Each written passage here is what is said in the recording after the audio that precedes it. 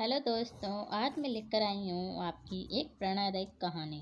है कहानी का नाम है किसान और गधा। भोला एक गरीब किसान था जो हमेशा अपनी गरीबी से परेशान रहता था। वह कतापुर नामक गांव में अपनी माँ के साथ रहता था।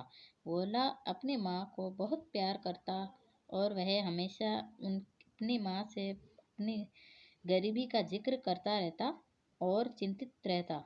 उसकी माँ उसे हमेशा दो शिक्षा, हमेशा ईमानदार रहो और कभी किसी का बुरा मत करो।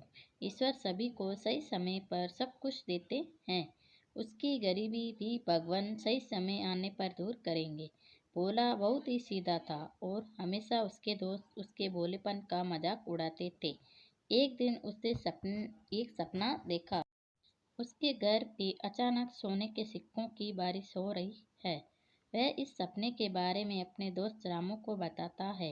रामू उसकी बात का मजाक उड़ाते हुए कहता है, हाँ मुझे भी सपना आया था कि खेत में सोने का घड़ा निकला है और मुझे मिलता है। यह कहकर वह हंसता हुआ वह से निकल जाता है। अगले दिन भोला अपने खेत में रोज की भांति हल चला रहा था।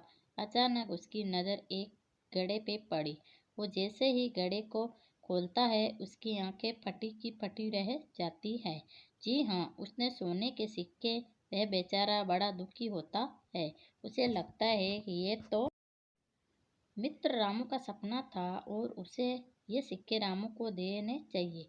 वह जाके रामू से कहता है, रामू तुम्हारा सपना पूरा हो गया।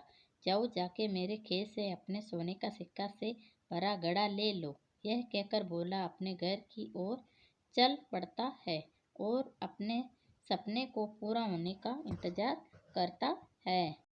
उसे लगता है कि शायद अब सोने की बारिश भी होगी।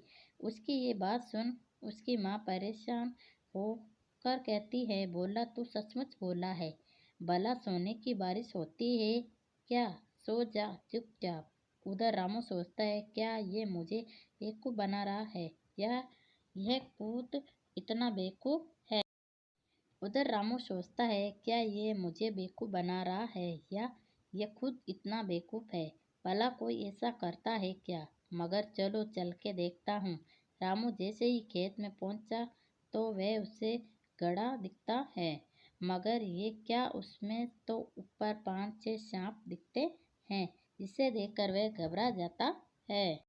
उसे लगता है कि इस घड़े में कोई सोने सिक्के नहीं हैं। भोला ने उसे नुकसान पहुंचाने के लिए खुद घड़ा यहाँ रखा होगा।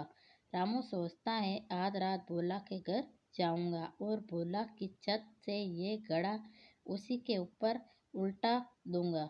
उसी रात वो भोला की छत पे चढ़ता है और देखता है कि नीचे आंगन में भोला सोया हुआ है। रामू घड़े का ढक्कन हटाता है और घड़ा पूरा भोला के ऊपर उल्टा कर देता है। सांप नीचे गिरते ही खेत की ओर बाहर चले जाते हैं।